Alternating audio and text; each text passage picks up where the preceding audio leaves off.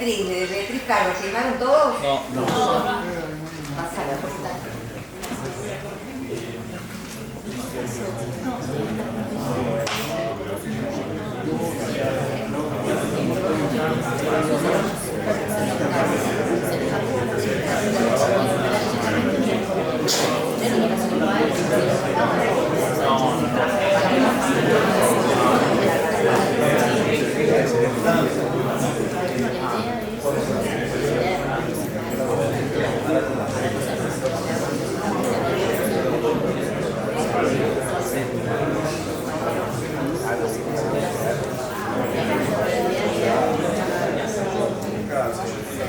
Buenas.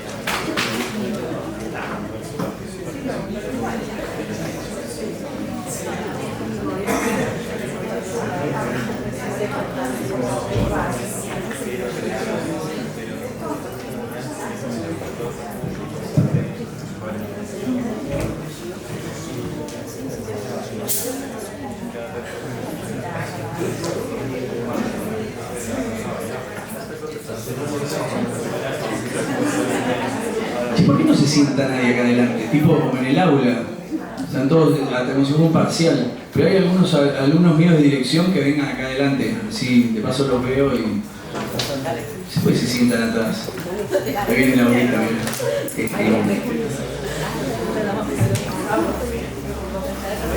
No voy a decir nada de los que se sientan al lado de la puerta, ¿viste? Para escaparse. Bueno.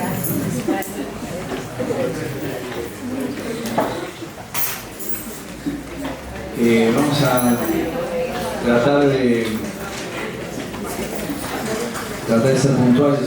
19:15 ya no lo somos, pero vamos a empezar con esta conferencia de cierre.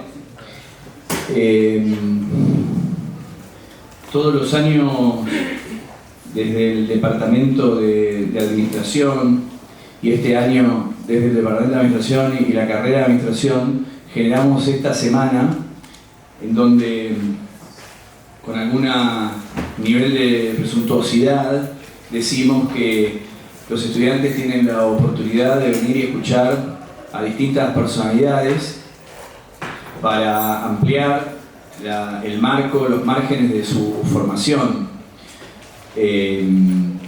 Buscamos que puedan adquirir conocimientos no solamente los específicos de cada una de las materias que están cursando. Yo hablo como si fueran todos estudiantes, si hay alguno que no lo es, no importa. Pero nuestro público objetivo son los estudiantes de la facultad, y lo cierto es que independientemente de los que vienen, que son muchos, nos gustaría que se copen más, ¿no? Porque las oportunidades que brinda la UBA en ese sentido son un montón. Estábamos hablando recién con María, yo decía, mirá, hoy venís vos, y el jueves pasado estuvo el director general de Arcos Dorados. Digo, muy pocas instituciones tienen esta posibilidad de brindarle a sus participantes, en este caso a sus estudiantes, este tipo de oportunidades, ¿no? Así que bueno, primero agradecer su presencia. Nosotros el año pasado reformamos la carrera de Administración, trabajo intenso, 2 años palo y palo, con Claudia Altieri, que está acá a mi izquierda en la primera fila, con un saquito. ¿Qué color es ese? Fucsia. Fucsia, ¿no? Yo soy un desastre con los colores, voy a decir. La verdad, un trabajo en equipo enorme. Creo que que quedó un producto, diría, a nivel global de lo mejor. El otro día me tocó presentarlo en la Feria del Libro, en un día dedicado a universidades. La verdad que estamos muy contentos con eso y queríamos de alguna manera coronar todo eso con esta Semana de la Administración. De lo general a lo particular. Lo particular es esta charla, la charla de cierre. Estamos muy acostumbrados a tener visitas, como digo yo, bastante convencionales o tradicionales, un directivo de empresa, un funcionario de gobierno, y conversando con el equipo recordé no solamente mi amistad, sino los años de trabajo en conjunto con María Rachid, una mujer increíble, a la cual admiro, militante, luchadora y además hoy presidenta de la Federación LGBT. Y nos pareció algo lo suficientemente diferente como para que puedan escuchar cómo se hace gestión en otro tipo de organizaciones, que además fue creada y diseñada e implementada para algo que creo que deberíamos todos tener en nuestra agenda de vida, que es ampliar derechos. Entonces, bienvenida María. Todo lo que estoy omitiendo de tu currículum lo podés decir vos. Me alcanza con decir que es una genia, que es mi amiga y que la verdad que es un trabajo inconmensurable, ha hecho en los diferentes espacios. Me tocó compartir con ella un trabajo en el INADI. ¿Se acuerdan del INADI? Bueno, no existe más. Increíblemente. Pero bueno, y la verdad que creo que fue mutuo, ¿no? Pero aprendimos un montón. A mí me puedo asegurar que viniendo de la gestión me abrió la cabeza a trabajar en un ámbito así. Y por eso nos pareció pertinente, relevante y oportuno que venga María a contar qué es lo que hace la Federación y cómo ella gestiona esa organización tan especial. Bueno, muchas gracias. Muchas gracias por la convocatoria, a Fernando, a la facultad, a ustedes que vinieron acá a escuchar un poquito de lo que dijo Fernando recién. Hemos hecho cosas muy lindas juntos, así que tengo un hermoso recuerdo de aquellos años de trabajo. Hemos construido cosas que hoy se han destruido, pero que ya sabemos cómo construirlas, así que las vamos a volver a construir en cuanto podamos. La verdad que cuando me llamaron para dar esta charla acá, dije, ¿qué puedo decir yo en económica? Yo que vengo de la militancia social, de una organización como la Federación Argentina LGBT. Fernando me dice, no, queremos que cuentes cómo se gestiona una organización como la Federación Argentina LGBT. Y ahí me encantó, porque dije, qué bueno, porque en realidad me está convocando para que cuente una parte de lo que hago, para lo que nunca me convocan de hablar, o sea, cómo se gestiona la federación, y qué es lo que más hago en realidad. Hago más lo que tiene que ver con gestionar la organización en sí, que lo que tiene que ver con luchar y por los derechos. No es que no hayamos hecho, ahora les voy a contar todo lo que hicimos, pero mi día a día tiene más que ver con la gestión de la organización. Así que me cebé y casi les traigo el Excel de la planilla financiera de la federación para mostrarles cómo nos organizamos, y después cuando me dijo lo que quería que viniera a hablar, dije, bueno, no es tan así, tampoco le voy a traer la planilla de Excel. Así que vamos a hablar un poquito de la federación, de cómo funciona, pero también de todo lo que hicimos en todos estos años, que me parece interesante también que lo sepan, que lo conozcan, que sepan en qué contexto nació la federación, y bueno, que una parte de algunas de las cosas que hicimos en todos estos años, ¿no? Para empezar, esto, ¿no? El contexto. ¿En qué contexto se crea la Federación Argentina LGBT? Y para eso tengo que contarles un poquito de la historia de la diversidad en Argentina. Voy a parar, si puede. No hay ningún problema, ¿no? Tengo muy buena vista, puedo tener acceso para allá y allá está muy chiquito. Así que vamos a hacer así. Primero entonces un poco de la historia, ¿no? De la diversidad en Argentina. En 1967 se crea la primera organización de diversidad en nuestro país, hace un montón. De hecho, el primer hito histórico de la diversidad en el mundo es la Marcha del Orgullo, que nace en Estados Unidos a partir de una razzia que hace la policía en un bar muy chiquitito, en donde la gente que estaba en el bar se resiste a esta razzia. Razzia es, claro, por ahí en esta época ya no se sabe tanto lo que es una razzia, pero la policía entraba, por ejemplo, en los lugares de encuentro de nuestra comunidad de manera muy violenta, se llevaba detenida a la gente solamente por estar en un bar LGBT. Con mucha agresión, con mucha violencia y con detenciones. A partir de esta razzia, la gente en este bar de Nueva York se resiste a que la policía entre. Esta resistencia dura muchos días. Los vecinos van acompañando esa resistencia, y cuando la policía finalmente se retira, la gente sale del bar y junto con los vecinos del barrio en Nueva York salen a marchar por las calles de Nueva York, y esa es la primera marcha del orgullo del mundo. Todo eso pasa en 1969. 2 años antes de eso, ya en Argentina, existe Nuestro Mundo, una organización que se funda en la provincia de Buenos Aires y que va a ser la primera de la que tenemos registro en América Latina. Nuestro Mundo va a fundar otra organización que es el Frente de Liberación Homosexual. que va a funcionar durante fines de los 60 y los 70. La mayoría de los integrantes de las organizaciones de este frente, que es EROS, que era una organización académica,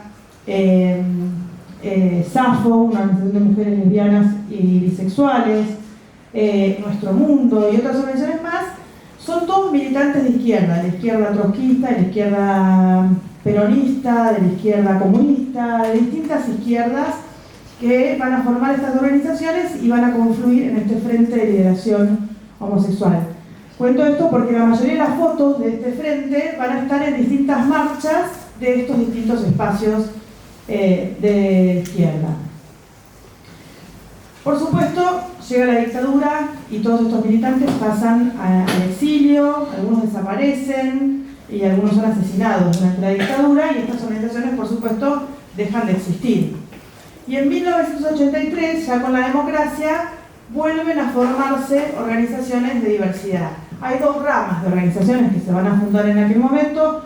Una, en el 83, se va a empezar a organizar dentro del Lugar de Mujer. Lugar de Mujer no es una organización feminista, pero ahí va a empezar a haber algunas agrupaciones de mujeres lesbianas que se van a empezar a organizar en esos espacios de encuentro del Lugar de Mujer.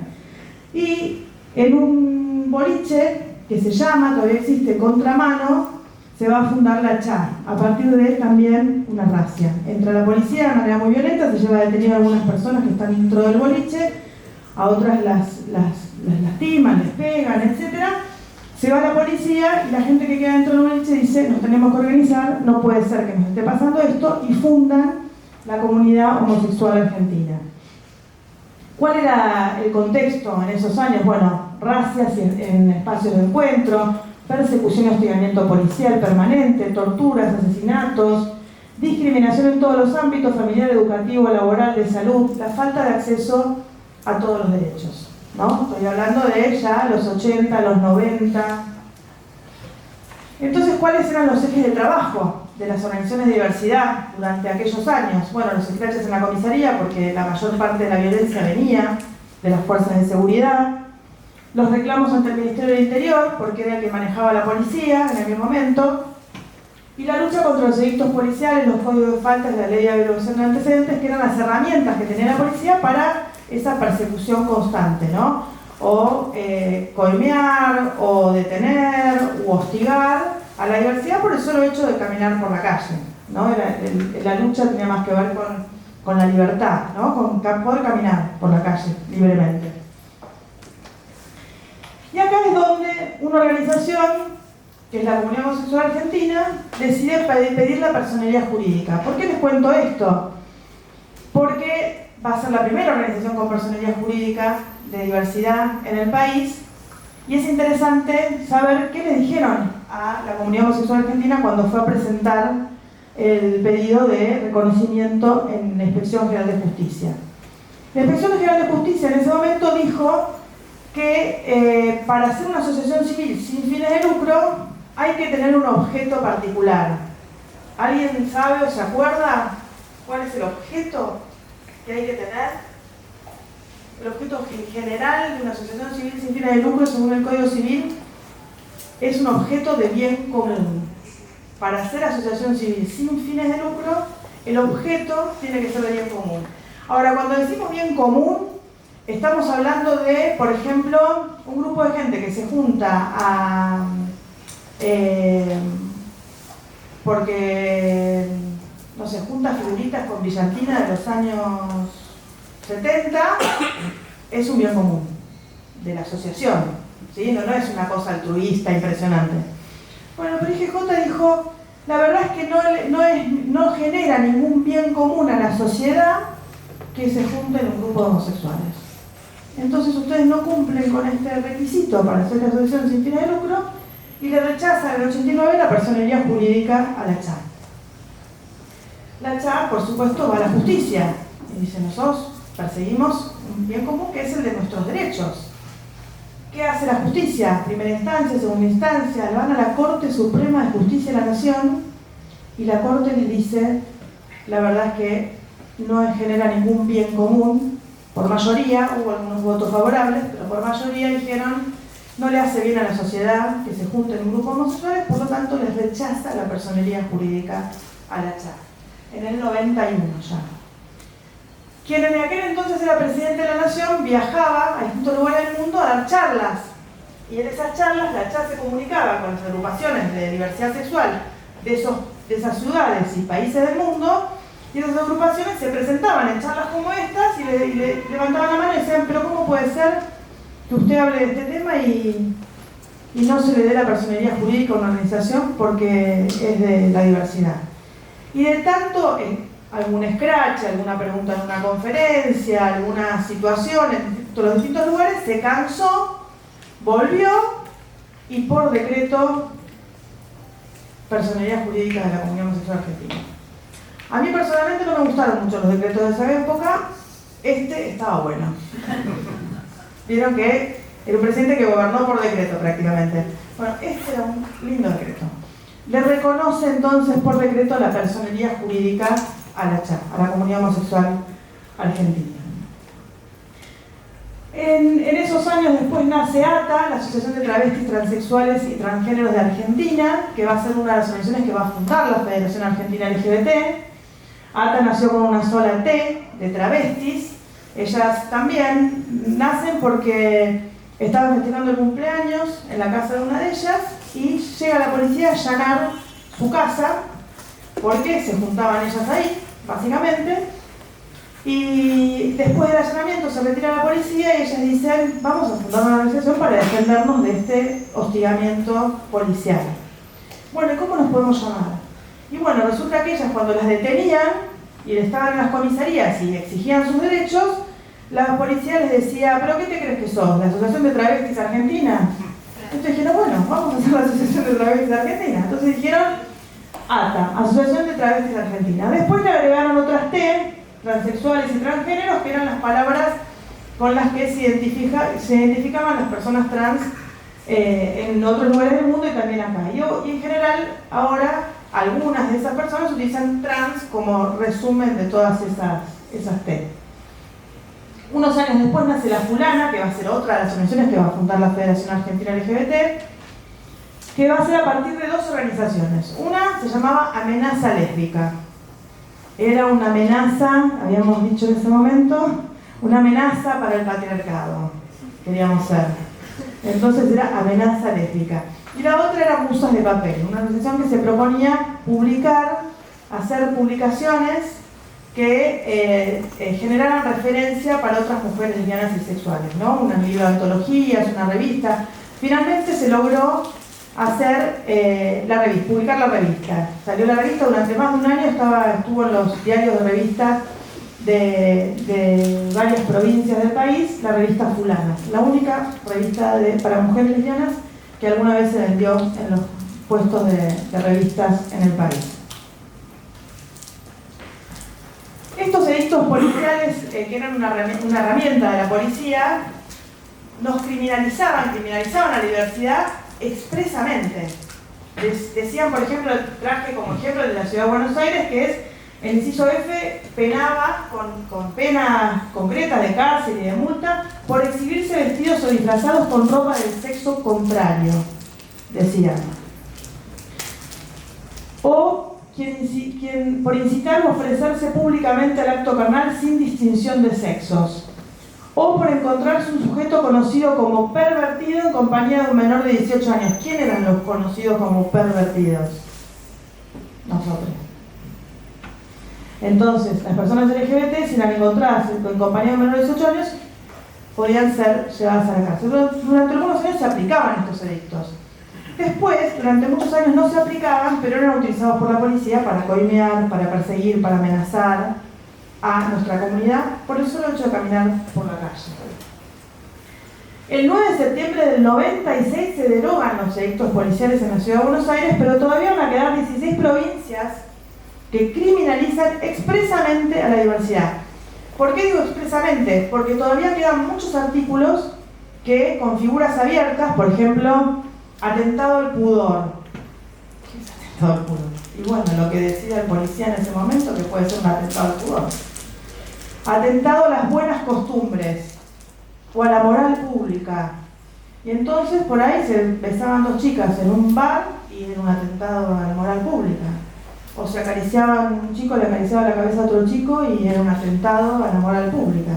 Entonces con todos esos artículos se sigue persiguiendo en algunos lugares de nuestra comunidad, pero en esas 16 provincias la criminalización era expresa. Acá hay un video que hicieron unos estudiantes de Salta que relata un poco esto. Vamos a ver si lo podemos. ¿Querés cerrarlo? Voy a ver una forma más moderna. Tendría buscarlo.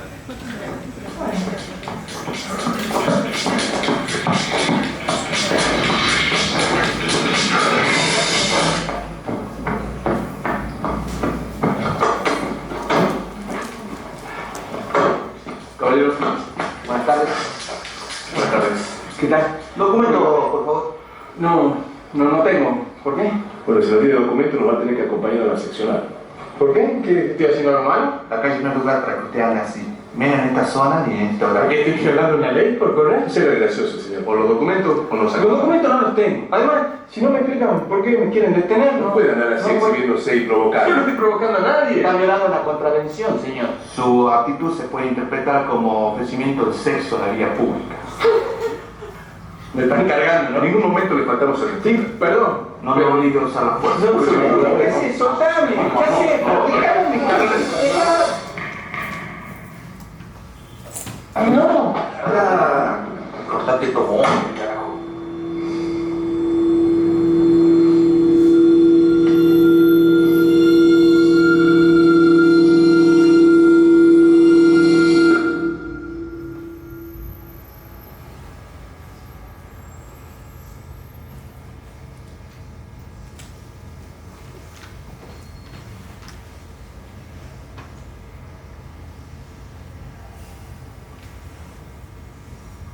Ahí en Salta el artículo dice ofensa al pudor de las personas, ¿no? Y con ese artículo durante muchos años se llevaban detenidas, por ejemplo, las personas trans por solo hecho de caminar por la calle.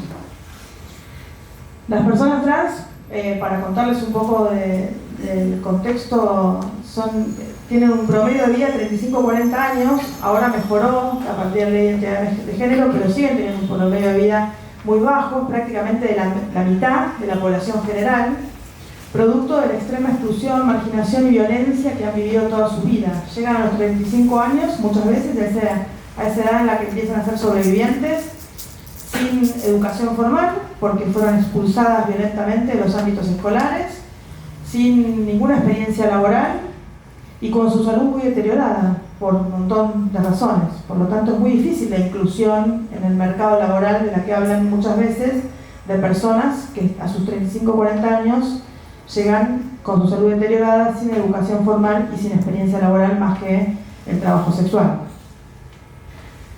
Este fue un caso emblemático, el de Vanessa Ledesma. La encontraron muerta en una comisaría de Córdoba.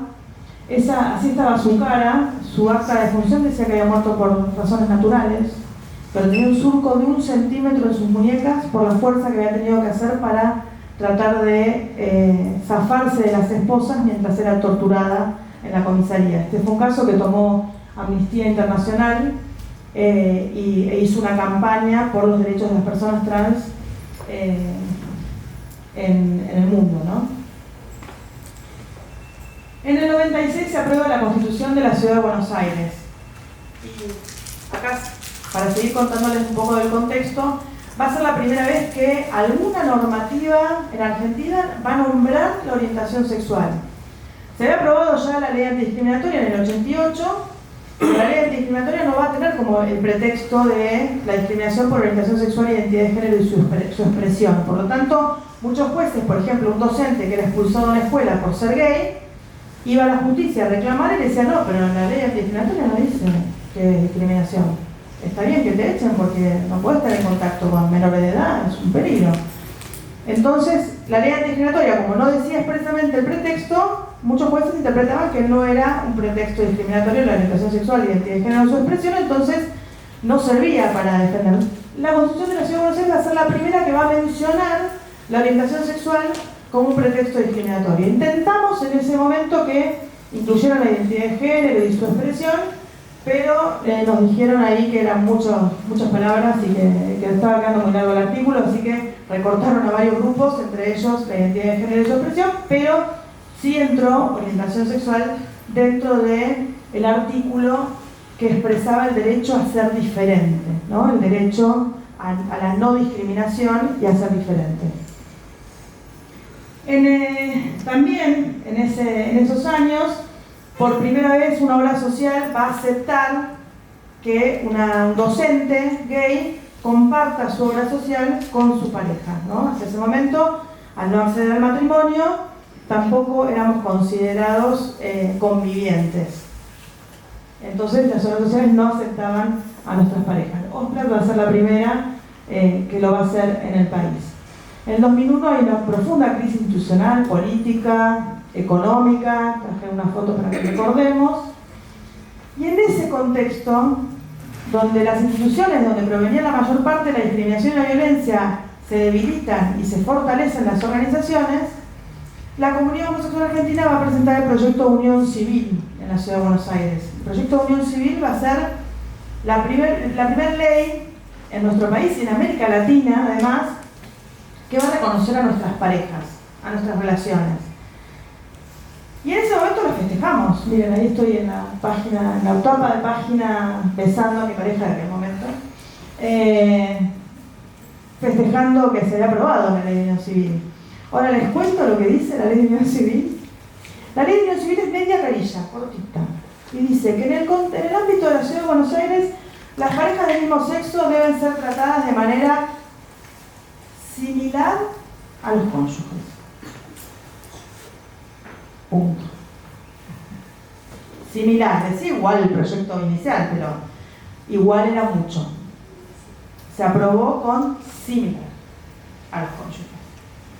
Eso solo lo saben cómo lo celebramos. Era un montón en esa época. Era un montón, porque con eso podíamos entrar a la terapia intensiva de nuestra pareja si estaba en terapia intensiva en un hospital, por ejemplo. Y eso era un montón. Y simbólicamente era un montón, porque los efectos políticos, sociales y culturales que tuvo el debate de la unión civil en la Ciudad de Buenos Aires fueron incluso hasta más allá de la Ciudad de Buenos Aires. Tanto es así que hubo, después de que se aprobó la unión civil en la Ciudad de Buenos Aires, una encíclica en contra de las uniones civiles en el mundo. Fíjense lo importante que fue políticamente la aprobación de una ley como esta, ¿no? Después se aprobó en algunas ciudades de Córdoba, en Río Negro, en la provincia de Río Negro por unanimidad. En la Ciudad de Buenos Aires fue más difícil, se aprobó 28-10. Yo dije, bueno, amplio margen, bueno, pero con 28 no hay quórum en la legislatura de la Ciudad de Buenos Aires. Por lo tanto, necesitamos que los 10 que votaban en contra se quedaran a votar en contra. Porque si no, perdíamos el quórum y no se podía votar. Así que en ese momento la CHA y la fulana se dividieron y quedamos en que la CHA iba a asegurarse de que todos los legisladores varones volvieran al recinto y la fulana iba a asegurarse de que todas las legisladoras mujeres volvieran al recinto. ¿Por qué esa división? Y porque a veces iban al baño. Entonces teníamos que poder entrar al baño para asegurarnos de que volvieran al recinto. Entonces había que dividir por quienes podían entrar a cada baño. Entonces la CHA se ocupaba de acompañar a los legisladores varones y decirles hay que volver al recinto, es importante. Y la fulana se ocupaba de hacer que volvieran las legisladoras mujeres al recinto a votar.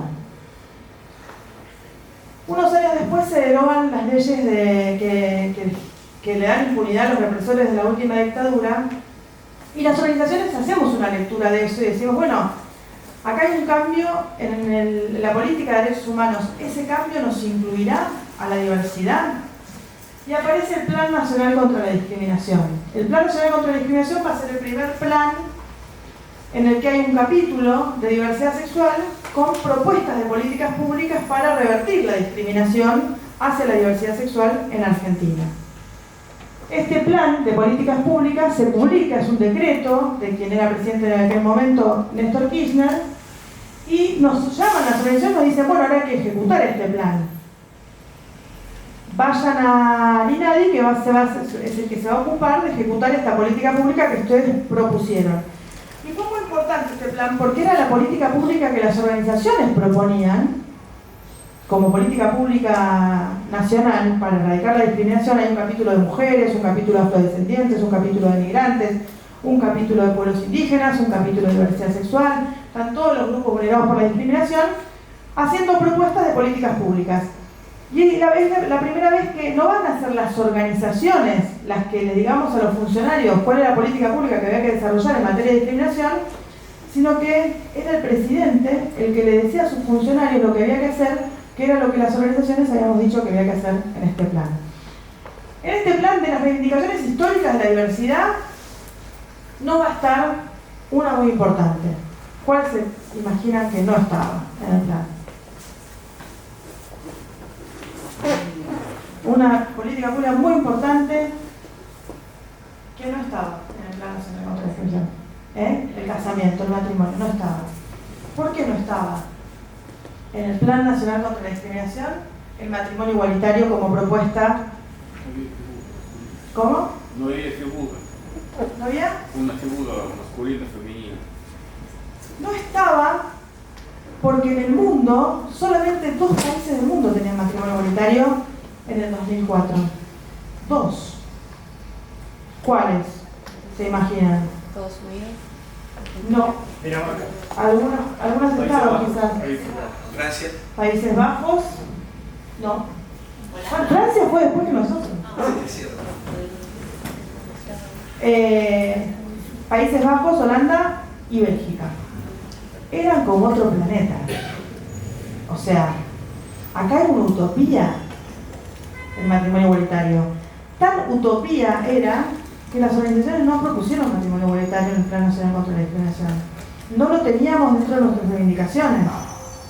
Era algo como de países de otro planeta. Entonces nunca dijimos, cuando fuimos a las audiencias que llamaron para hacer el plan, nunca dijimos matrimonio igualitario. Está equiparar los derechos con las parejas heterosexuales, está algo de esto, pero no dice matrimonio igualitario ni matrimonio para parejas del mismo sexo. ¿Cuándo empezamos a pensar en el matrimonio igualitario? Se aprueba en el tercer país del mundo, España. Ya no era otro planeta. Era culturalmente más parecido a Argentina. Tenía el mismo obstáculo, que era la institución que más se opuso al matrimonio igualitario en Argentina. ¿Cuál fue?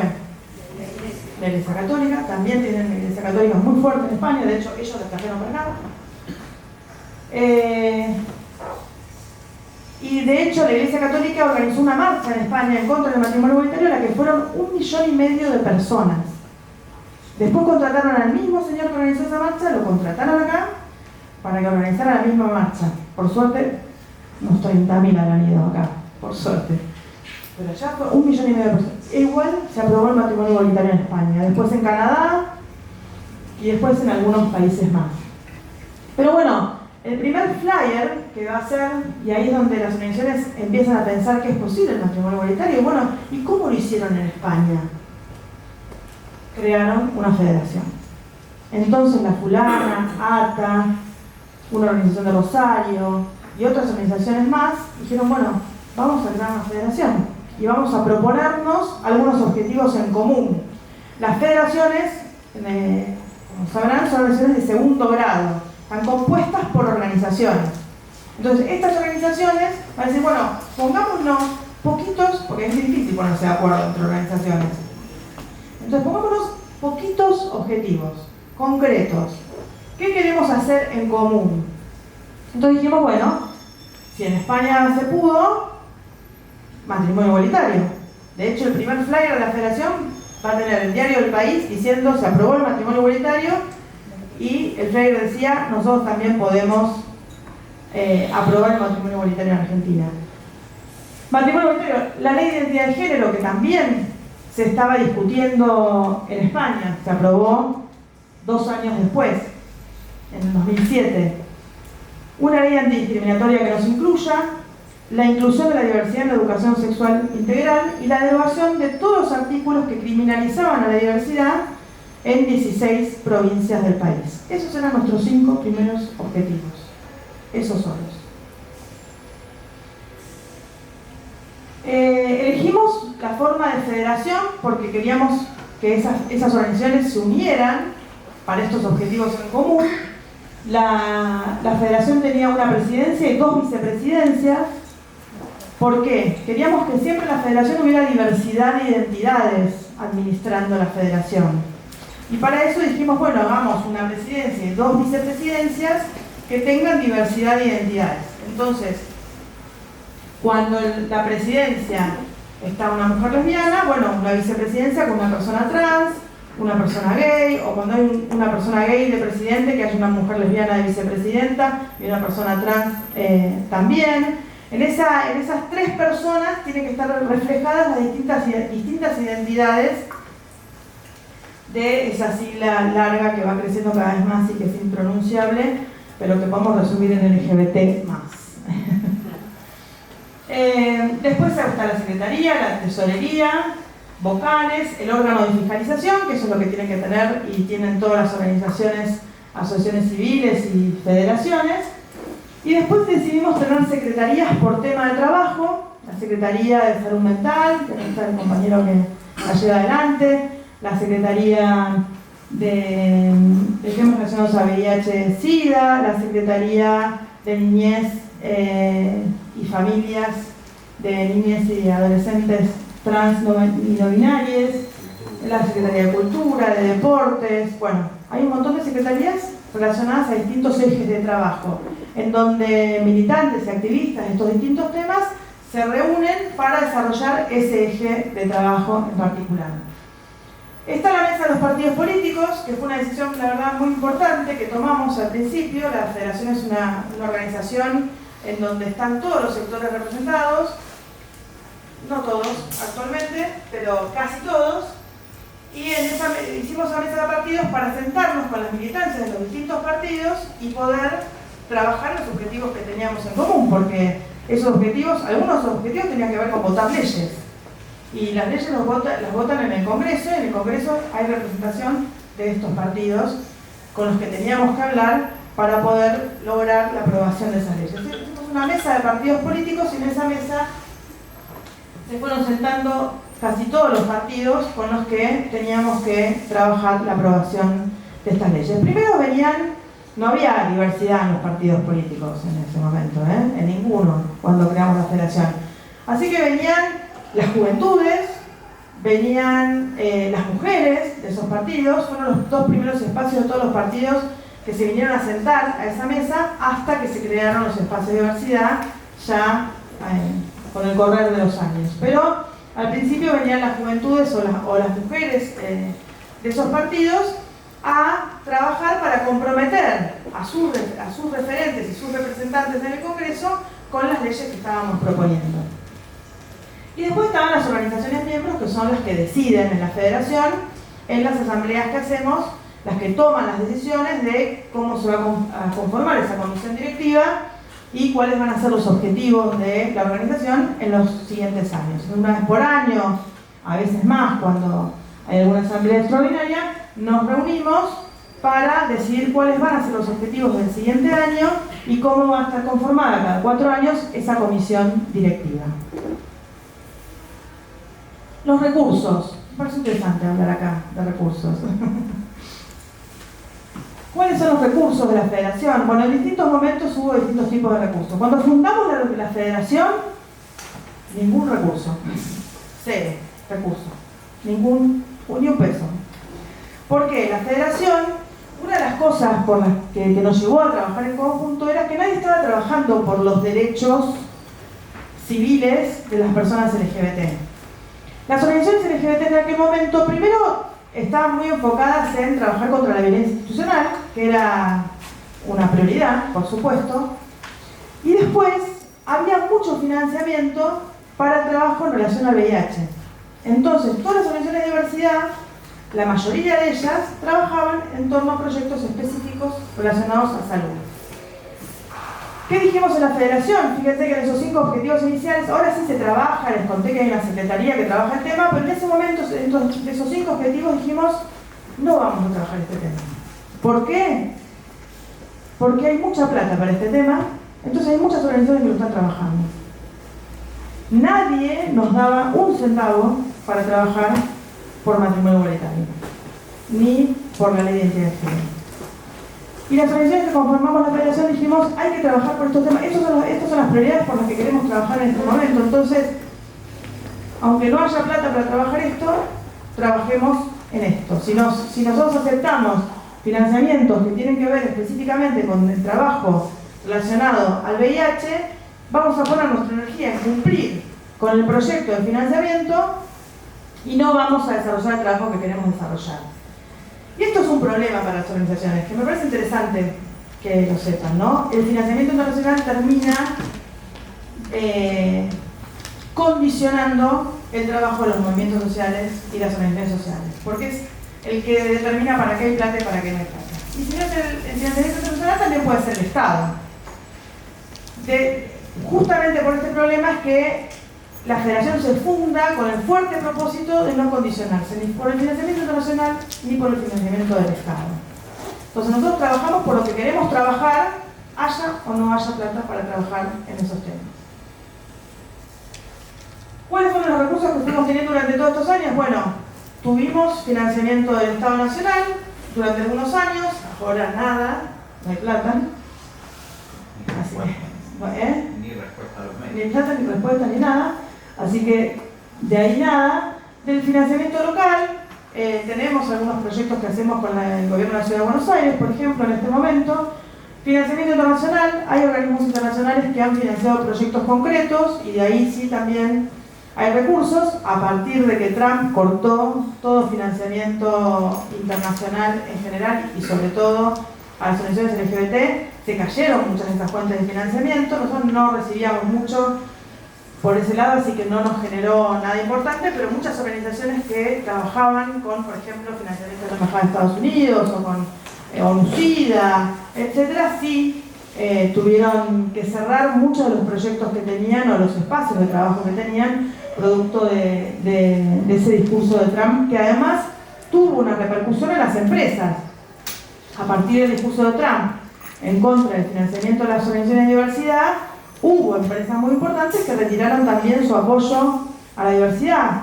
Meta, por ejemplo, salió a decir públicamente, Mark Zuckerberg, que no iba a haber más apoyo a las organizaciones de diversidad ni áreas de diversidad en Facebook.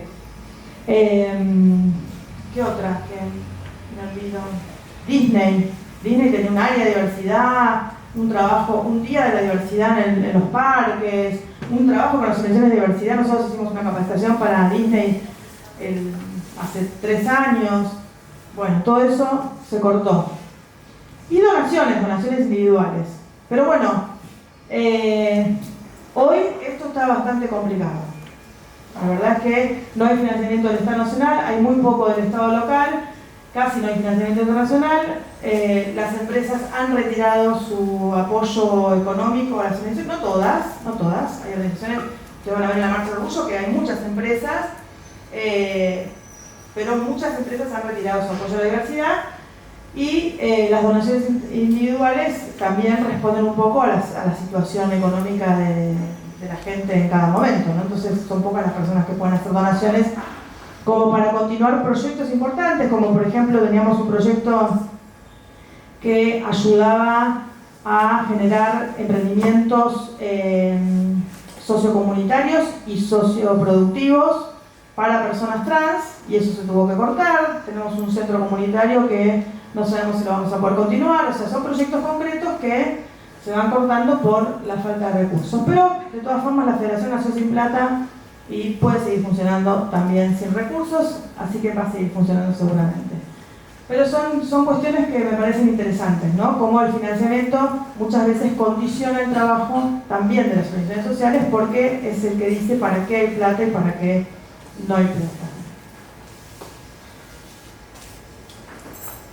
La Federación tiene su personería jurídica, la presentamos en IGJ, también me parece interesante acá, porque vaya a saber a dónde van a trabajar ustedes en el futuro.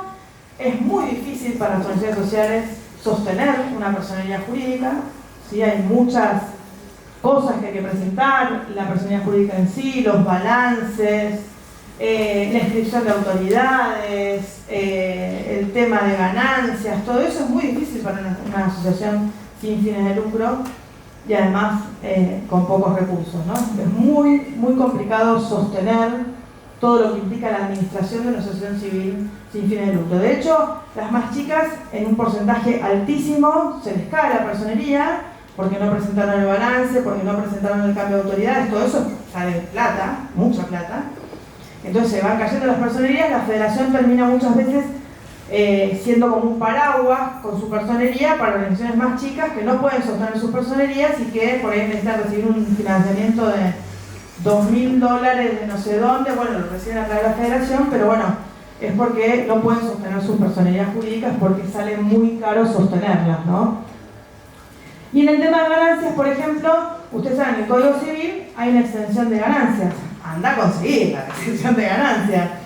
Es dificilísimo conseguir la extensión de ganancias y además sostenerla. Miren lo que me pasó a una de las organizaciones fundadoras de la Federación, La Fulana. Las chicas de La Fulana recibieron un financiamiento para hacer capacitaciones. Muy chiquito. Reciben el financiamiento y ellas lo que hacían era capacitar ellas en diversidad, como decía el proyecto, recibían una plata por las capacitaciones y la donaban a la organización para hacer otras cosas para los que no hay financiamiento. Entonces dije, bueno, esto lo cobramos, pero lo donamos a la organización. Bueno, una de las que hizo eso fue la presidenta de la organización. ¿Y qué pasa cuando alguien de la comisión directiva recibe plata de la organización? Estoy hablando de 20.000 pesos. Se cae la exención de ganancias. Porque nadie de la comisión directiva puede recibir plata, ni como devolución de gastos, ni como nada. Entonces apareció una factura de 20.000 pesos que había presentado la presidenta de la organización, que además nosotros, re ingenuas, fuimos a FIP y mostramos cómo había ingresado esos 20.000 pesos de la misma persona a la organización, pero ya había egresado también. Se cayó la exención de ganancias de AFIP. Así de complejo es. Tenemos un sistema administrativo, todo voluntario, la federación no tiene personal rentado, en donde cuando se decide un gasto, que lo decide la presidenta, se hace un pequeño circuito en donde las personas van corroborando, por ejemplo, que la factura que nos dan está activa, que es del rubro que corresponde, porque a veces la gente factura, dice que vende guardapolvos y en realidad vende ladrillos, entonces eso puede ser un problema. Bueno, chequeamos que eso no pase para no tener problemas de la organización, para hacer todo un circuito y después se paga la factura. Y así nos organizamos con la cuestión más administrativa, digamos, ¿no? Nuestro trabajo, ¿qué hicimos en todos estos años? Bueno, en el 2005, cuando nos constituimos, presentamos los primeros proyectos de matrimonio igualitario en Argentina. Presentamos el primero con el Partido Socialista y el segundo con el Frente para la Victoria, después de nuevo con el Partido Socialista. Esos proyectos al principio los firmaban 1 o 2 diputados, diputadas, después los fueron firmando un montón de diputados y diputadas de distintos sectores políticos que fueron acompañando con su firma. Presentamos el proyecto de ley de identidad de género dos años después, también primero con el Partido Socialista y después con el Frente para la Victoria y con la firma que después fueron agregando los distintos sectores políticos. ¿Por qué con el Partido Socialista? Bueno, el Partido Socialista era el que había aprobado en España matrimonio igualitario y después la ley de identidad de género, así que fueron ellos quienes dijeron, bueno, acá logramos esto, traigámoslo también y trabajémoslo acá. Presentamos los primeros amparos por matrimonio igualitario. No sé si alguno y alguna recuerda que antes de salir la ley de matrimonio igualitario, algunas personas se empezaron a casar. ¿Por qué se empezaron a casar? Por los juicios que presentábamos, íbamos a la justicia a reclamar que la justicia dijera que teníamos dos opciones le ofrecíamos a los jueces en ese momento. O es inconstitucional que no nos podamos casar, que no esté permitido en el Código Civil, o en realidad, fíjense bien, porque la letra del Código Civil no dice que tiene que ser una pareja heterosexual. Dice que tiene que estar el consentimiento del hombre y de la mujer, pero no dice que en el mismo momento tiene que haber un hombre y una mujer, dice que tenía que estar el consentimiento. ¿Por qué aparece el consentimiento del hombre y la mujer? Porque en algún momento, ¿de quién no hacía falta el consentimiento? Es la mujer. Entonces el código aclara que nosotras también tenemos que dar el consentimiento. Ahora, no decía específicamente que tenía que ser entre un hombre y una mujer. Entonces, nosotros decíamos a la justicia, o en realidad se puede y el código no dice nada de que está prohibido, o si alguien interpreta que está prohibido, tiene que ser inconstitucional. Bueno, la primera jueza dijo, no, está prohibido, es inconstitucional. Y se pudo casar la primera pareja en América Latina que se casó en Ushuaia. Ahora les voy a contar por qué. Y después, la segunda jueza dijo, no, el Código Civil lo dice que no se pueden casar. Así que cásense. Y así distintos jueces, 9, antes de la ley de matrimonio igualitario, 9 jueces van a autorizar matrimonios igualitarios. ¿Por qué la primera pareja se casa en Ushuaia? Bueno, porque una jueza de la Ciudad de Buenos Aires autorizó ese matrimonio. Y el gobierno de la Ciudad de Buenos Aires no apeló el fallo. En ese momento era Mauricio Macri, el jefe de gobierno de la Ciudad de Buenos Aires, y no apeló el fallo. Entonces el fallo quedó firme. Había que cumplirlo. Entonces fuimos a pedir el turno en el registro civil. De hecho nos llamó la directora del registro civil de Palermo, nos dijo, yo quiero que vengan acá. Fuimos a Palermo a celebrar el primer matrimonio igualitario en América Latina. Imagínense, estaba toda la prensa internacional, los medios, era una cosa impresionante, militantes, actores, actrices, músicos, impresionante la cantidad de gente. Y aparece una jueza civil de familia que dice, no se pueden casar. De otro fuero, era una ridiculez, jurídicamente no tenía ningún sentido. ¿Qué pasaba? La jueza que había dicho que sí, era una jueza del Fuero Contencioso Administrativo y Tributario de la Ciudad de Buenos Aires. Nosotros llegamos, el fuero en el que tramitamos los primeros amparos era el fuero civil de familia, que era el que correspondía por la materia. Pero un juez, en ese momento Zaffaroni, nos dice, che, ¿por qué no prueban el contencioso administrativo tributario de la Ciudad de Buenos Aires? ¿Qué tiene que ver el contencioso administrativo tributario con el casamiento? Y nos dice, mira, ¿a dónde van a pedir matrimonio? ¿A dónde van a pedir el turno? Al registro civil. ¿Y el registro civil de quién depende? De la Ciudad de Buenos Aires. Bueno, litiguen contra la Ciudad de Buenos Aires y el fuero por quien es parte es el contencioso administrativo y tributario de la Ciudad de Buenos Aires. ¿Y por qué ese fuero era mejor? Fuero contencioso administrativo y tributario. ¿Qué es lo que más hace? Impuestos. Lo que más hace, impuestos. ¿Quién no paga impuestos y no le interesa ese fuero? ¿Quién era el principal opositor del matrimonio igualitario en el mundo? La Iglesia Católica. ¿Pagan impuestos? No pagan impuestos. Entonces ese fuero no les interesa.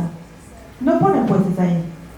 ¿En dónde sí ponen muchos jueces? Van a ir a todos los juzgados civiles y van a ver cruces y vírgenes por todos lados.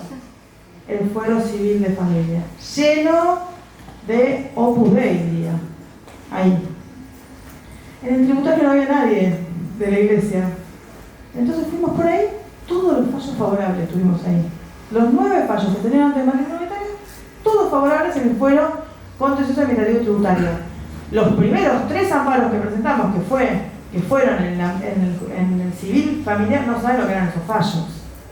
El mío, que fue el primero que presentamos, fue en el fuero de familia, era que se iba a acabar la especie, decía la jueza Liberatori. No, perdón, la jueza... Sí, era bueno. La jueza Basigalupo. Era prácticamente, se iba a acabar la familia, destruíamos la especie, ya no iba a existir el mundo porque nosotros nos queríamos casar. Era ese, el fallo decía básicamente eso.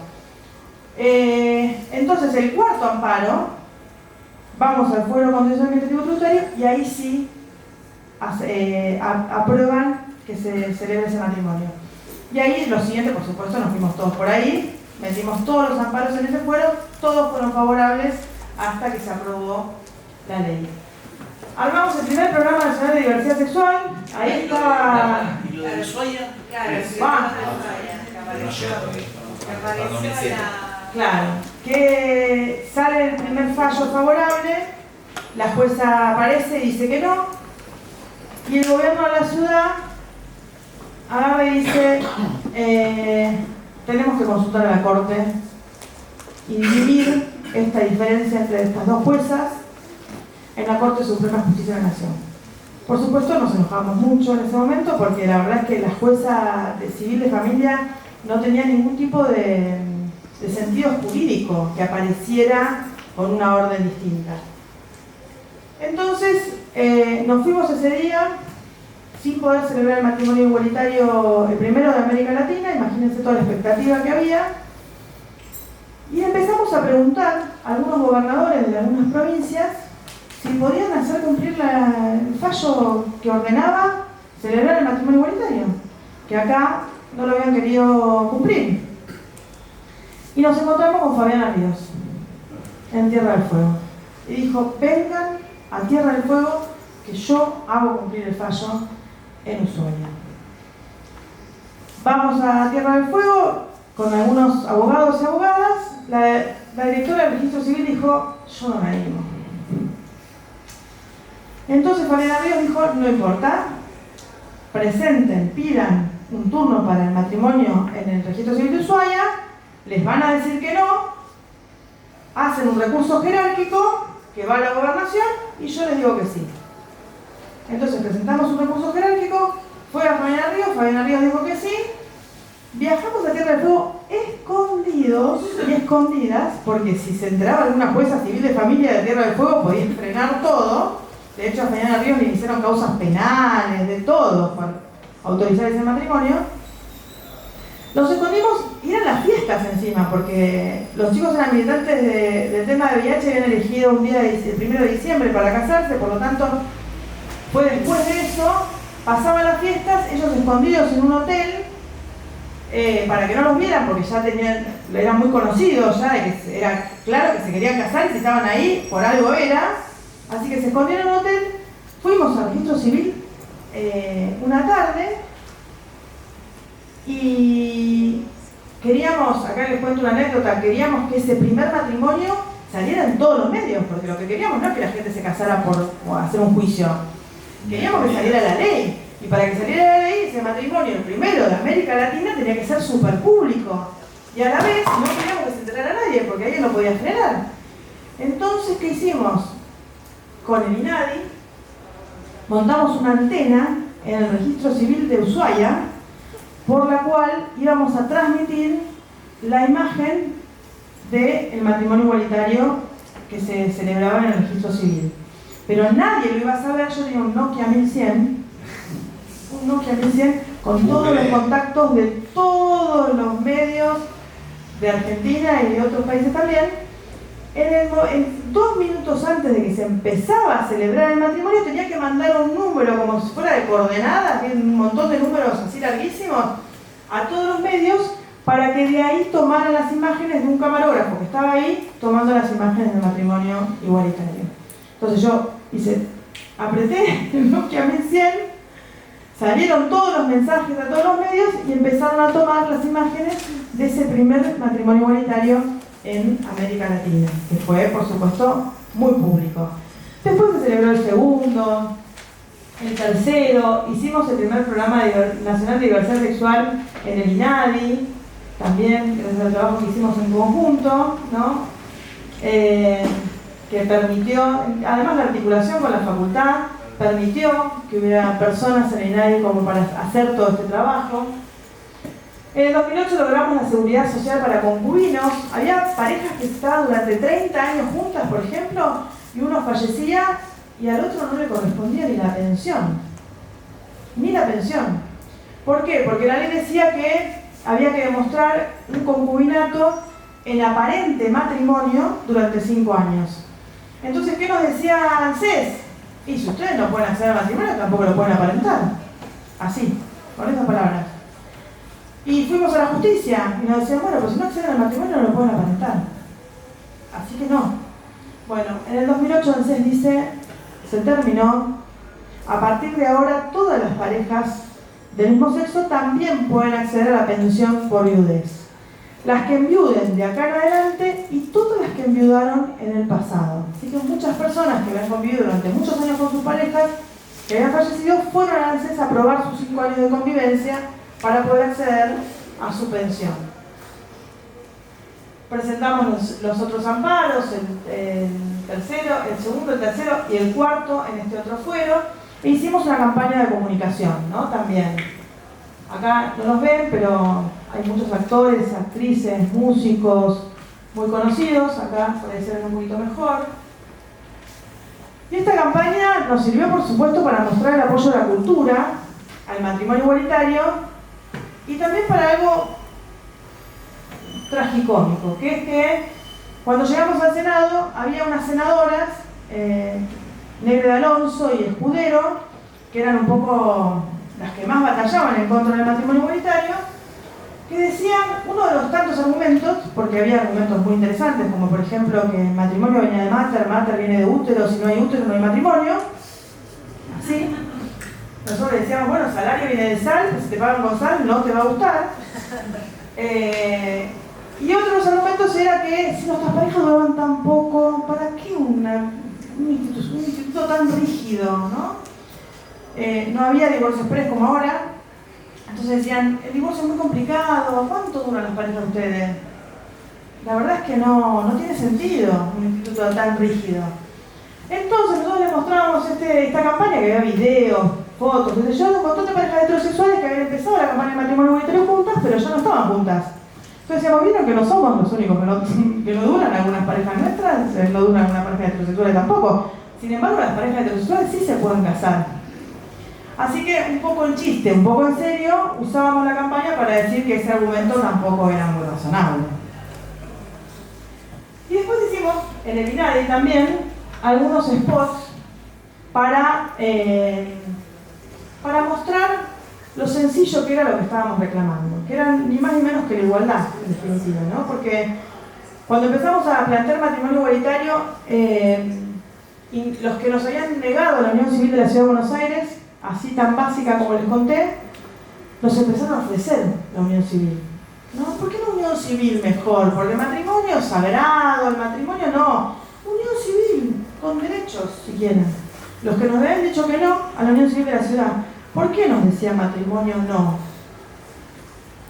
Porque no nos querían dar acceso a la igualdad, en definitiva. Entonces nosotros empezamos la campaña con los mismos derechos, el mismo amor, los mismos derechos, y después la completamos con una frase que habían utilizado en España, que era los mismos derechos con los mismos nombres. Porque los mismos nombres eran los que nos daban acceso a la igualdad. Y la igualdad es una herramienta para luchar contra la violencia y la discriminación de la vida cotidiana. Por lo tanto, eran importantes los mismos nombres. Con el INADI entonces hicimos algunos spots mostrando lo sencillo y lo básico que era lo que estábamos pidiendo y con un poco de humor. Y entonces lo convocamos a Saborido a hacer estos spots que les voy a mostrar ahora, que son muy cortitos y divertidos.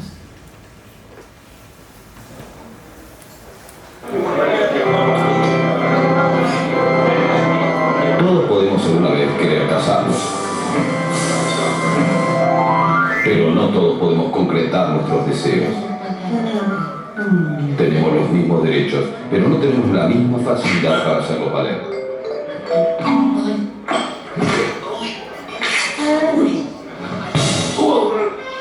El amor que cada uno de nosotros puede sentir por otro ya merece una ley que nos trate a todos por igual.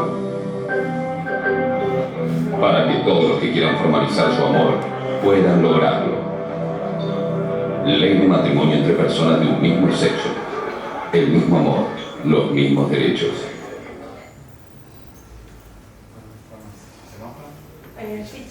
Semáforo. Hasta 1953 no pudieron avanzar aquellos que pensaban que todos los hombres somos iguales y que no debía haber esclavos. Hasta 1912 el voto no era secreto. y hasta 1947 la mujer no podía votar. Antes de 1987, aquellos que se habían separado de su matrimonio no se podían volver a casar. Hoy queremos seguir avanzando hacia la igualdad y no discriminar a aquellos que quieren contraer matrimonio con personas de su mismo sexo, formar una familia y gozar de todos los derechos que otorga el mismo. Porque la sociedad avanza y necesitamos que las leyes avancen junto a ella. Ley de matrimonio entre personas del mismo sexo, el mismo amor, los mismos derechos. Y nadie hacia un país que te incluya.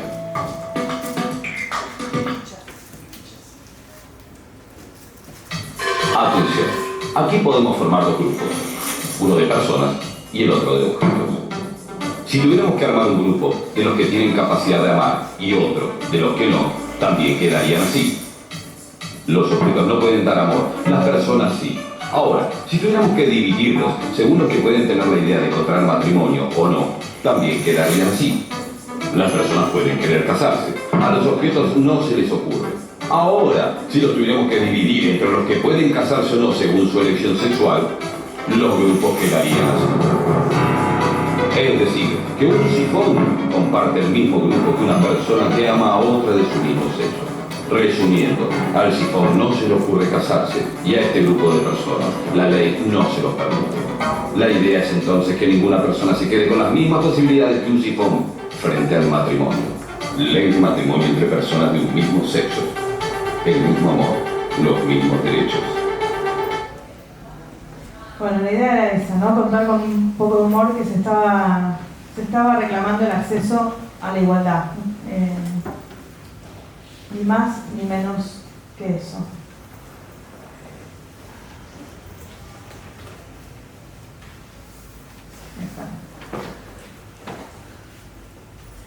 En el 2009 entonces comienza el debate por el matrimonio igualitario en las comisiones. También se celebra ese primer matrimonio en Ushuaia.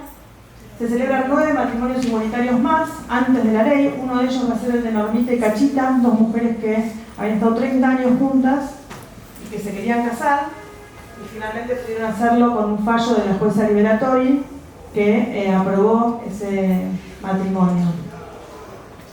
El 4 de mayo se aprueba el proyecto en diputados. En la sesión del 14 de julio, pero en realidad el 15 de julio a las 4 de la mañana, se aprueba el matrimonio igualitario en el Senado. El 21 de julio se promulga en la Casa Rosada y queda aprobada la ley de matrimonio igualitario. Otra de las leyes, ¿se acuerdan de esos 5 objetivos que promovimos? Fue la ley de identidad de género en el 2012.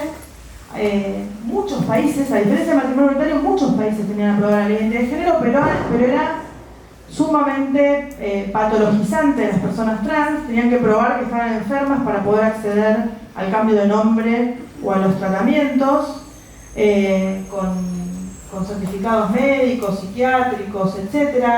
En Alemania, por ejemplo, que todos los artículos fueron declarados inconstitucionales, había un artículo que decía que para poder acceder al cambio de nombre y tratamientos, primero, para poder acceder al cambio de nombre tenían que hacerse una cirugía y modificar su cuerpo. Y al hacerse la cirugía tenían que comprobarle al Estado que no iban a poder tener hijos. Entonces tenían que asegurarle a través de la cirugía la esterilidad al Estado para que entonces puedan cambiar su nombre en su documento. Bueno, todos artículos tremendos. Las leyes en general eran patologizantes en todo el mundo. Nosotros presentamos acá un proyecto sin patologizar a las personas trans, donde por su propia voluntad pudieran cambiar su nombre y sexo en los documentos y que tuvieran acceso a los tratamientos a través del sistema público y privado. Para eso hicimos algunos videos que también les traje para mostrarles, son muy cortitos, de cómo fue la campaña por la ley de identidad de género. Soy Alejandro. Soy Celeste. Soy Nahuel. Soy Kirsty. Soy Eliseo. Soy Matías. Estoy a favor de la ley de identidad de género. Hola, soy Martín. Soy Ana. Soy Juan Pablo. Soy Javier. No hay nada más lindo que serlo como quieres ser. Quiero mi DNI. Quiero traerlo acá. Como nacer en un envase equivocado. Cuando abren el documento y ven que hay un nombre que no refleja lo que realmente uno verdaderamente es. Si cuesta relacionarte en el trabajo, no puedo hacer voluntariado porque me piden DNI, ir a votar. Uno no quiere sacar el DNI con un nombre que no te representa. Una profesora de la secundaria que me llama la atención y me dice: Iglesias, ¿usted qué es lo que quiere demostrar vistiéndose así? Porque yo iba vestido de me quedé callado. Derecho a la atención sanitaria integral para todas las personas trans. Abrirte a escuchar a la persona que está sintiendo algo distinto a lo que está impuesto, a lo que se vino dando, a lo que te enseñaron en la escuela, como eran las cosas, tus viejos.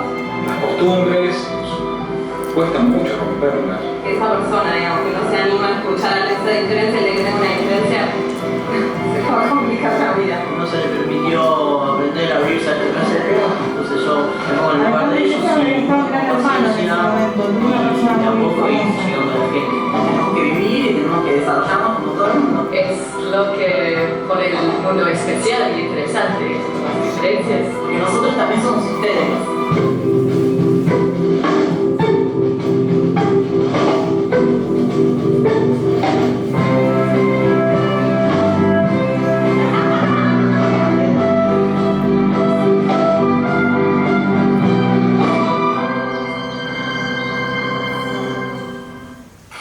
Lo hicimos antes de la aprobación de diputados. Después de la aprobación de diputados, teníamos media sanción y sacamos este otro video.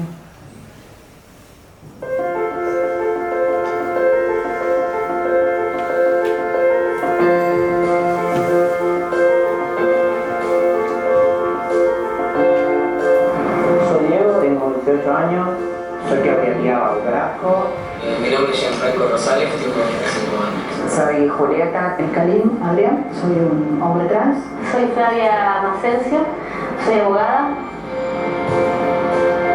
No tenés acceso a nada si no tenés tu verdadera identidad. Cuando te llaman por los datos registrales, que no me siento como dice mi DNI. No soy quien dice mi DNI. Porque no vas al hospital, no conseguís un laburo, no te integras en la sociedad, no tenés educación. Lo único que recibíamos era exclusión. Es para todos, es para la sociedad completa, el derecho a la identidad. Una continuación de la persona jurídica. Poco hay miedo a que dicen, va a sacar un crédito y no lo va a pagar, ¿viste? Ahora con la identidad abierta. No, porque el DNI sigue siendo el mismo, tu huella digital sigue siendo la misma. Hoy te está estafando, si se quiere, el Estado al decirte que esta persona que vos la ves y que para vos es María, cuando sacas un DNI te dice que Juan, vos llamás por teléfono, te dicen traer su currículum, vos lo llevas. Me dice, no, bueno, pero este no es tu currículum. Yo le digo que sí, que era el mío, entonces se va adentro con mi currículum, no sé con quién habla y vuelve y me dice, no, el puesto ya está ocupado. O sea, la discriminación es literal. Y esto da lugar a que continuamente haya una deserción. Si no hay derechos humanos, no hay democracia. Ya tiene media sanción. Si logramos tener la media sanción de senadores, vamos a tener la mejor ley de identidad de género del mundo. Para poder vivir como el resto de la sociedad, incluir. Derecho a ser. Yo estoy a favor, estoy a favor, estoy a favor, Estoy a favor. Estoy a favor, estoy a favor. estoy a favor, estoy a favor de la ley de identidad de género. La ley de identidad de género. O la ley de identidad de género ya.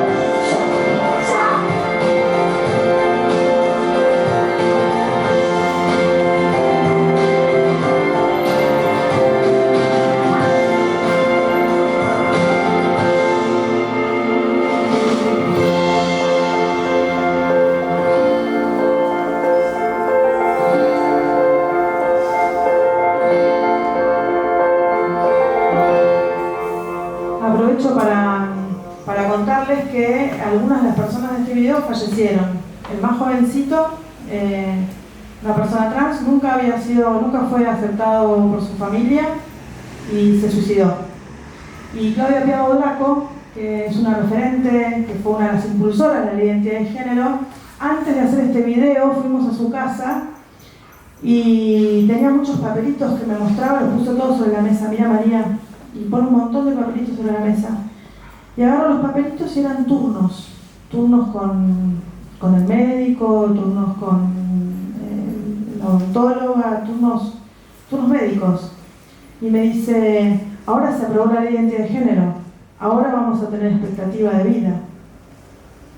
Y lamentablemente al día siguiente de eso falleció. después de filmar este video.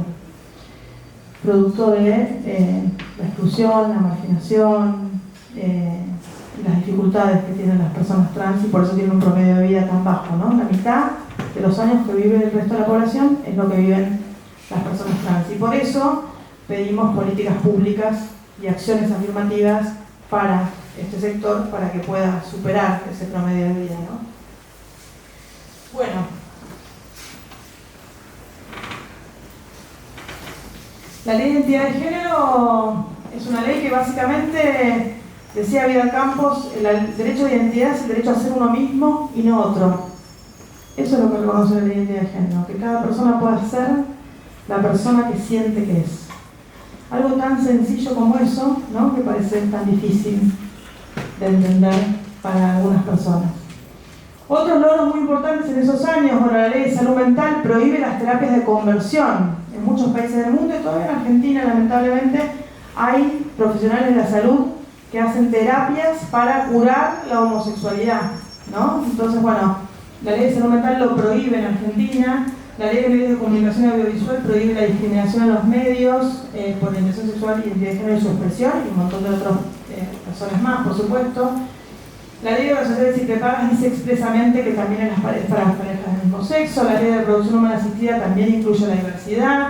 La ley de femicidios es la ley de femicidios y es la ley también de crímenes de odio, que agrava las penas para los crímenes por odio a la orientación sexual, identidad de género y su expresión. El nuevo Código Civil y Comercial, aprobado en 2015, equipara los derechos de todas las familias. Logramos aprobar la ley antidiscriminatoria. ¿Se acuerdan que uno de los objetivos era una nueva ley antidiscriminatoria? No lo logramos a nivel nacional todavía, pero sí lo logramos en la Ciudad de Buenos Aires y en la provincia de La Rioja también.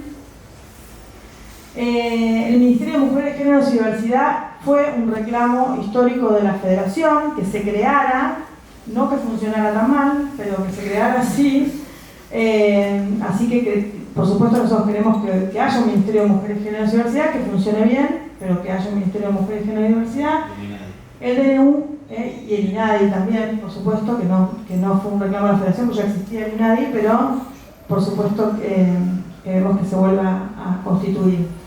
El DNU no binario, de DNI no binario, que es el DNU que permite poner una X en el documento cuando uno no se identifica ni como hombre ni como mujer, o se identifica pero no quiere que lo exprese su DNI, por ejemplo.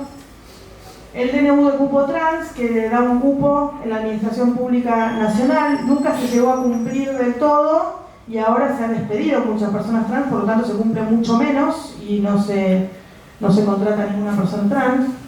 Y la ley de acceso al empleo para las personas trans, que incluye el cupo en la administración pública, pero además tiene incentivos para las empresas que toman personas trans, así como hay incentivos para las empresas que toman personas con discapacidad y otros grupos vulnerados, también hay incentivos para las empresas que toman personas trans.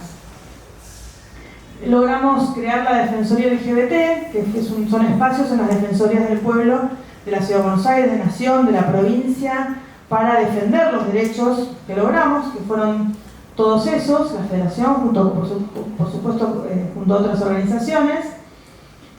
Y actualmente tenemos algunos problemas. Se destruyó toda esa política pública que había en todos los ministerios nacionales de diversidad. Ya no existe ninguna de las áreas. Habíamos logrado que en todas las áreas de los ministerios se trabajara la inclusión, por ejemplo, en educación, la inclusión de las personas trans, programas de terminalidad escolar, etc. Habíamos logrado que desarrollo social tuviera programas específicos para personas trans, que trabajo tuviera programas de incentivos de incapacitación para personas trans, por ejemplo, también. Bueno, todas esas áreas se destruyeron, ya no existen en ningún ministerio, tampoco existe el INADI, tampoco existe el Ministerio de Mujeres, Géneros y Diversidad, que reitero, por supuesto nosotros no queremos un Estado que no funcione, ni un ministerio que no funcione, también teníamos muchas críticas y las hicimos públicamente, pero la solución para eso no es destruir el ministerio, por ejemplo, sino generar uno que funcione mejor.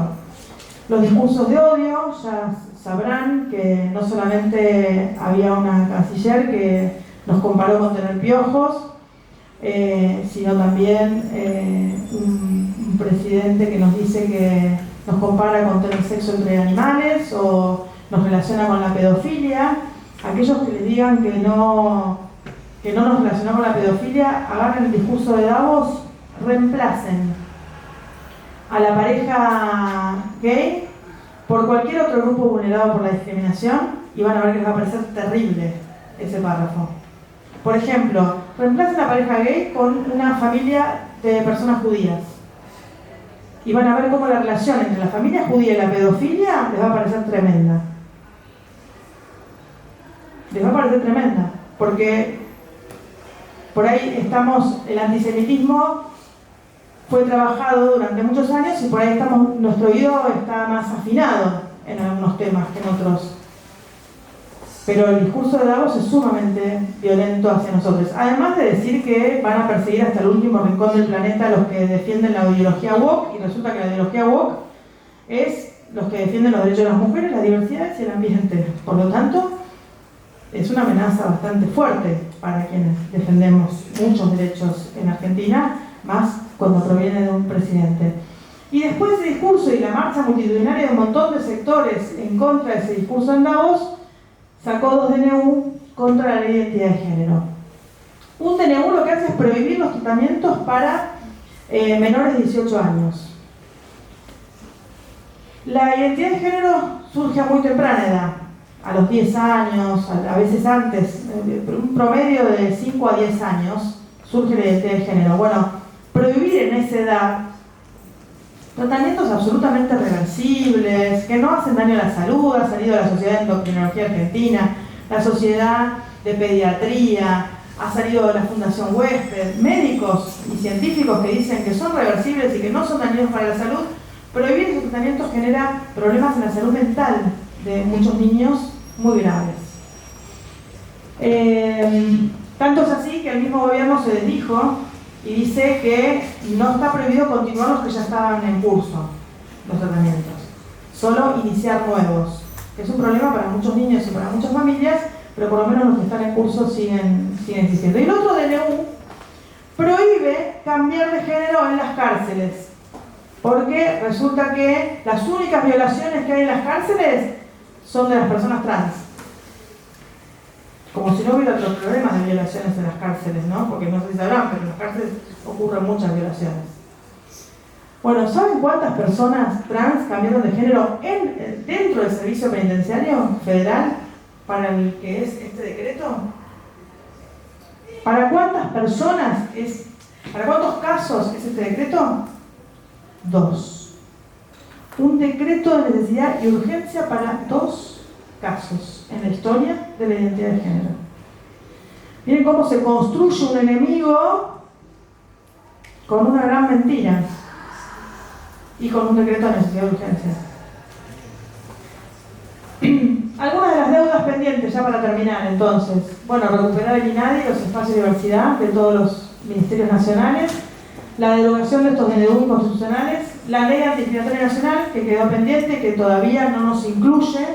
Hoy no tenemos una persona que vive discriminación en Argentina, salvo algunos lugares donde hay alguna contravención, como la Ciudad de Buenos Aires, o algún organismo como yo soy titular del Instituto contra la Discriminación de la Ciudad de Buenos Aires, que está dentro de la Defensoría del Pueblo de la Ciudad, pero salvo eso, una persona que vive discriminación en Argentina no tiene a dónde recurrir. La mayoría de los grupos vulnerados no tienen ley antidiscriminatoria. Y aunque tengas ley, no tenés dónde recurrir. Lo único que te ofrece la ley antidiscriminatoria como solución es un juicio patrimonial. Tenés que ir a reclamar un daño sin perjuicios. Un juicio carísimo. Tenés que contratar al abogado, pagar las tasas judiciales, pagar un porcentaje de lo que estás reclamando e ir a la justicia, capaz que porque tu vecino te dijo puto de mierda y lo que querés es que alguien lo llame y le diga que no lo haga más. Como hacer y nadie. Eso ya no existe. Y las personas que viven discriminación ya no tienen a dónde recurrir en el país. La ley antidiscriminatoria nacional, entonces, la ley integral trans, la aplicación efectiva de la educación sexual integral, la gestación solidaria, que es cuando una persona gesta para otra familia, más políticas públicas nacionales y locales para el acceso a todos los derechos, la ley para el reconocimiento del trabajo sexual y, por supuesto, la igualdad real que se logra con educación, cultura, comunicación y más empatía, que es lo que está faltando en esta sociedad en este momento, ¿no? algunos aprendizajes de algunas frases que marcaron mucho nuestra militancia en todos estos años. Primero, lo imposible solo tarda un poco más. Nos parecía imposible el matrimonio igualitario en Argentina. Sin embargo, hoy es una realidad. Nunca menos que la igualdad, nuestras propuestas de la Federación siempre son de máxima. Nunca nos conformamos con menos de lo que corresponde. Después, que si hay que en el camino ir aceptando lo que hay, como la Unión Civil de la Ciudad de Buenos Aires, lo iremos aceptando, pero lo que reclamamos siempre es todo lo que nos corresponde. Algo divertido, que mejor pedir perdón antes que pedir permiso, pues si pedís permiso capaz que te dicen que no, entonces no podés intentarlo. Mejor pedir perdón antes que pedir permiso. El liderazgo se construye, no se impone. Y por último, y lo estamos aprendiendo en esta época, si pudimos construirlo, como dijimos al principio, vamos a poder reconstruirlo. Muchas gracias por su atención.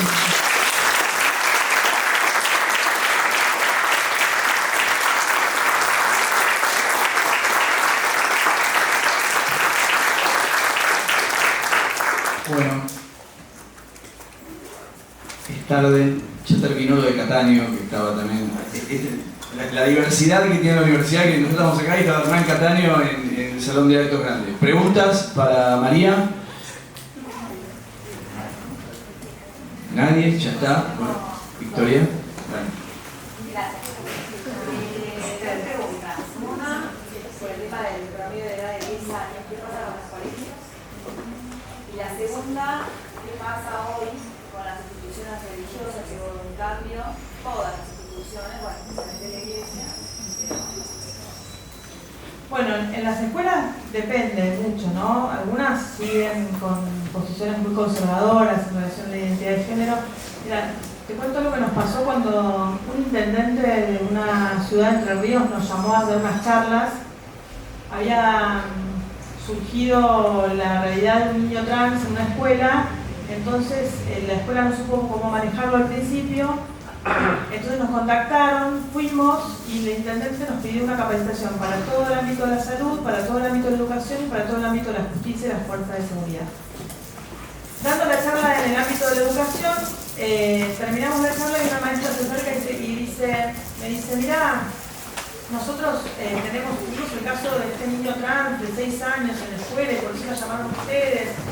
Nosotros respetamos su nombre, está todo bien, lo tratamos por el nombre que él quiere, pero yo tengo una duda, me dice. ¿Y si se arrepiente? Entonces yo a mí le digo, bueno, pensemos. ¿Y si se arrepiente, qué pasa? ¿Cómo era él antes?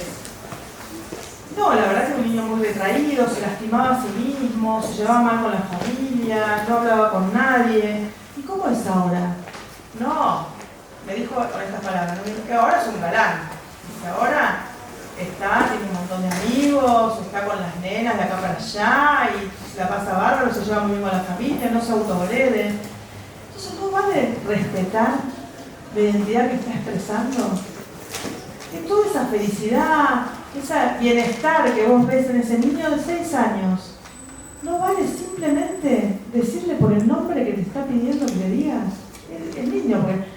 a diferencia de lo que dicen, muchas de las cosas mentiras que se dicen, las familias de niños trans, en el 99% de los casos, están en contra de que su hijo sea trans.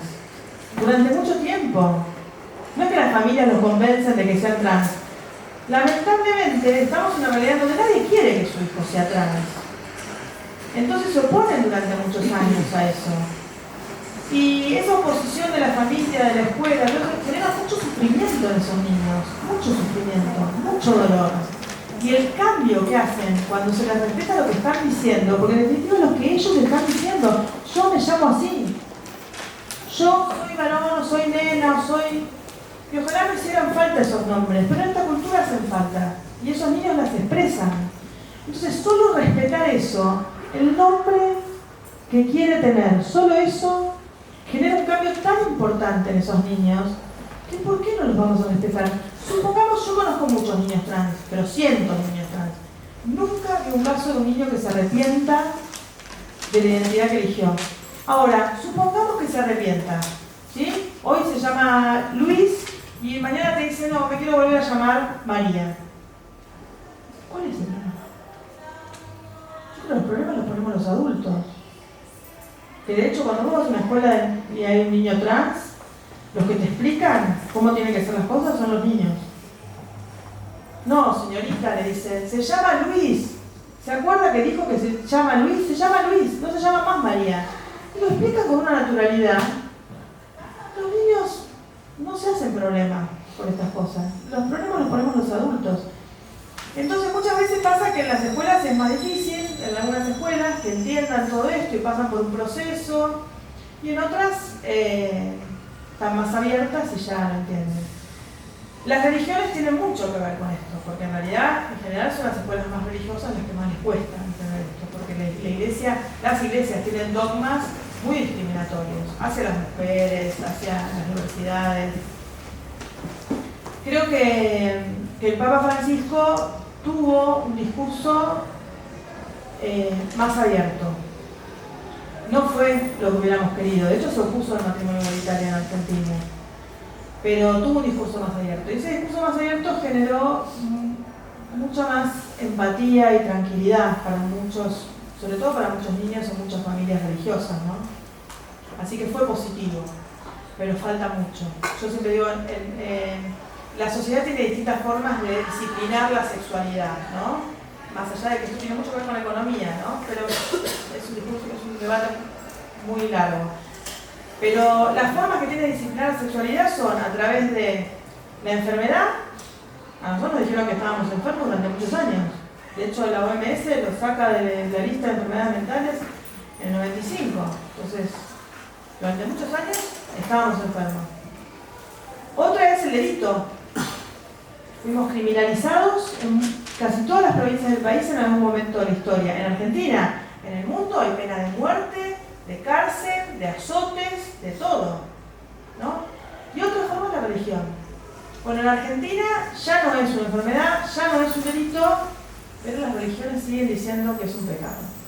Y eso todavía hay mucho por hacer ahí. ¿Hay más? María, primero, muchas gracias. Y quería preguntarte si para nosotros como futuros profesionales existe alguna forma de aportar voluntariamente con la fundación. Sí. Lo que más nos falta son profesionales que tengan que ver con económicas, con exactas, que nos ayuden en un montón de cosas. Por supuesto hay un montón de cosas que se pueden hacer como ser humano, pero de las profesiones que aprenden acá, hay mucho para aportar a las organizaciones. De hecho, son los temas que más nos cuestan sostener, ¿no? Como les decía antes. Aún a organizaciones grandes como la Federación les cuesta mucho todo lo relacionado a la administración, a lo contable, a la economía. En sus diferentes aspectos nos cuesta un montón. De hecho, por ejemplo, la Marcha del Orgullo, que es una marcha muy grande, son 2 millones de personas en la calle, implica un montón de cuestiones económicas, por ejemplo, que nos cuesta abordar a los militantes de la Federación que venimos por ahí de otros palos académicos, digamos, ¿no? Incluso. Así que, bienvenido. Gracias. También tenemos espacios para voluntariado, para todo. pasantías. Sí, después se intercambian los contactos, así todo lo que quieran colaborar. Para nosotros, para mí en particular, que María sabe cuánto la quiero, pero digo, estamos hablando para cerrar con lo que dije al principio de ampliar derechos. Si yo preguntara, no lo voy a hacer porque ya sé la respuesta, si ustedes consideran que se acabó la discriminación, nadie, pero nadie diría que no. Mejor dicho, nadie diría que sí, que se acabó. Tenemos mucho por hacer todavía. Me parece que son tiempos difíciles. No voy a particularizar en nuestro presidente, pero porque también respetamos a todos aquellos que consideran que lo que hace es correcto. Pero entonces pongo el caso de lo que pasa en Estados Unidos, lo habrán leído.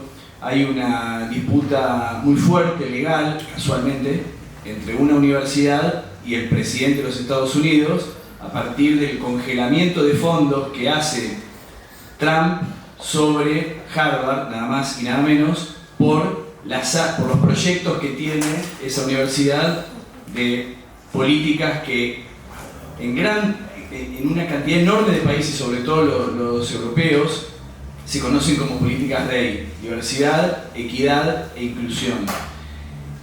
Ya que lo nombramos al Papa Francisco, también en términos de lo que debe hacer la universidad, el Papa nos decía, miren, no tienen que crear eruditos, tienen que formar buenas personas. Y si son buenas personas van a tener grandes chances de ser buenos profesionales.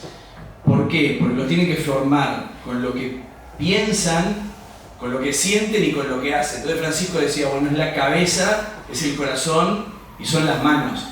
Y si es la cabeza y el corazón, entonces también hay que respetar lo que las personas deciden. Y dentro de lo que las personas deciden está lo que las personas eligen.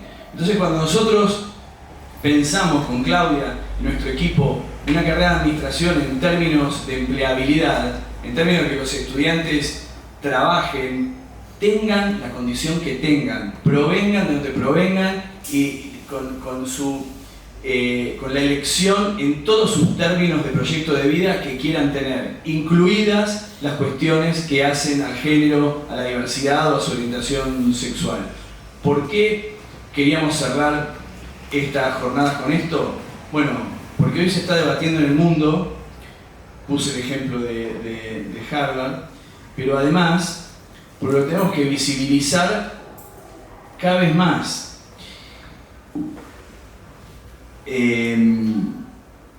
Nosotros lo pedíamos en el INADI y todo esto, y la verdad es que ustedes pónganse del otro lado, digo, imagínense como gerentes de recursos humanos cuando tienen que seleccionar gente y viene una chica o un chico trans. Digan la verdad, pero no es para contestar ahora, pero digo, interpélense a ver si lo toman o no lo toman, independientemente de todo lo que nos explicó María. Entonces, eso no puede suceder más. Estamos en el 2025. Es lo que sos, lo que sabés y lo que sabés hacer. Vengas en una silla de rueda, seas un chico trans o lo que sea, ¿no? Entonces, nos parecía que terminar de esta manera con una organización tan importante como es la Federación nos da un cierre más que, diría yo, épico, como nunca lo hicimos, y que como generaciones, ustedes, que la gran mayoría son más jóvenes, se lleven siempre este mensaje que bien planteó María en términos de la diversidad, de gestionar la diversidad y de cada vez que podamos, como profesionales en la administración, también ampliar derechos. Gente, gracias por estar hasta esta hora. Gracias María, genia total, nos vemos. Dale. Porque dije que... Mencionar al Papa Francisco, y al menos yo personalmente tenía el recuerdo de que el Papa Francisco a comienzos del año pasado había dicho que la ideología de género era uno de los mayores peligros de la sociedad actual. Sí. Entonces, digo, al menos yo no entendía que fuese, digamos, un aliado para... No, yo no dije un aliado, No, digo que hubo un discurso más abierto que lo que venía teniendo la Iglesia históricamente, y eso generó algún alivio para algunas familias y para algunas personas. No es el discurso que hubiéramos querido de ningún referente político internacional, digamos, más allá de la religión que cada persona tenga. Fue la persona que luchó contra el matrimonio igualitario, lo dije recién, dijo que era el plan del demonio, que había que hacer una guerra del Dios, o sea, no tuvo el discurso que hubiéramos querido de cualquier referente en el mundo. Pero es verdad que tuvo algunas expresiones que generaron algún alivio, sobre todo hacia dentro de la comunidad católica, ¿no? De las personas LGBT que son católicos, la mayoría considera que algunos de sus discursos les generaron algún alivio dentro de sus familias, dentro de sus ámbitos. A eso me refería, nada más, No, igual, mirá que este es un ámbito diverso, y yo que puedo tener un respeto especial por el Papa Francisco, planteo que la cuestión de ampliar derechos tiene un background de carácter normativo y legal, no espiritual. Eso digo, en el fondo, bueno, que en paz descanse, pero digo, problema de Francisco si estaba a favor o en contra. Lo importante es que las leyes las logramos y bueno, hay que tratar de seguir defendiendo estos derechos. Bueno, muchas gracias. Gracias.